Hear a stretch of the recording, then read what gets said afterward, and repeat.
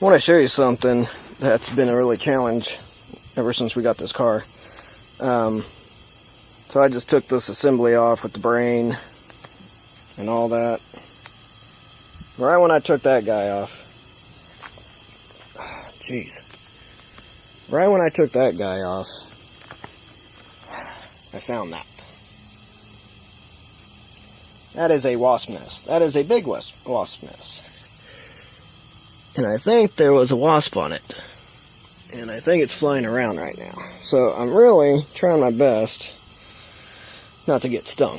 But obviously I need to knock that thing off. So I'm going to do that, hope for the best, prepare for the worst. And we will continue on with taking this engine out. So we'll be right back.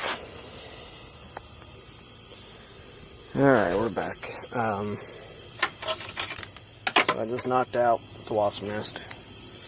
Thankfully, no wasps. Didn't get stung.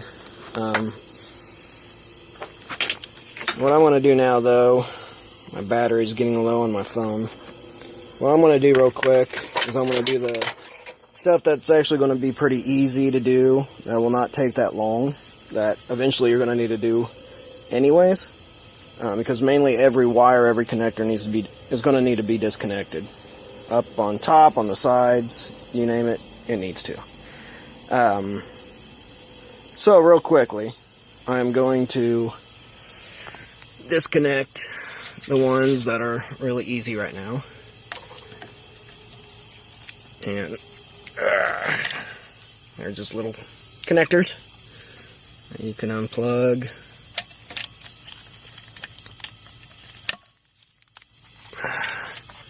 Alright, one thing I just want to go ahead and say right now, and I'm sure later on in the video, when the wire harness is totally off of it. In my car, my original car, to make a long story short, when we redid the gaskets, I found a hole that was burned underneath this cable on the top manifold. And I found out that that is a common cause for Pontiac Bonnevilles, I'm guessing Grand Prix, or anything that's close to it. And the reason why is because there's the EGR valve, and there's a tube that goes over, around, and then there's a tube that goes up. And I guess eventually, because it gets so hot over time, it starts burning it.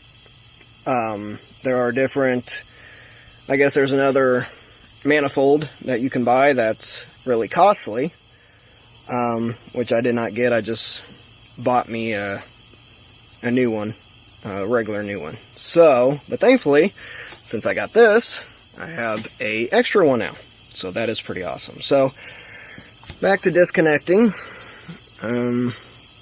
Go ahead and disconnect the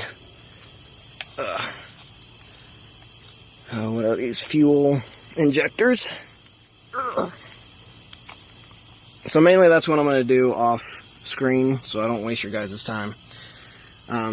But there's 3 in the front, and then there's going to be 3 in the back. Okay, so let me do that and I'll get back to you.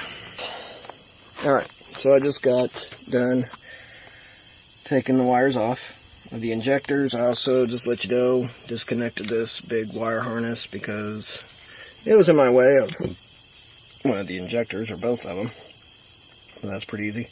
I think now what I'm going to do, just to get out of my way, I'm going to take the spark plug wires, which these look pretty nice, and I'm just going to disconnect them. Now usually what you want to do, kind of like what this guy did, who we got the car from, is he numbered the spark plugs with the coil, which actually, to be honest with you, that's not correct, because that should be a 1. That's a 1, so these two are crisscross, but I'm sure he has it connected to the right one, so I'm not too concerned.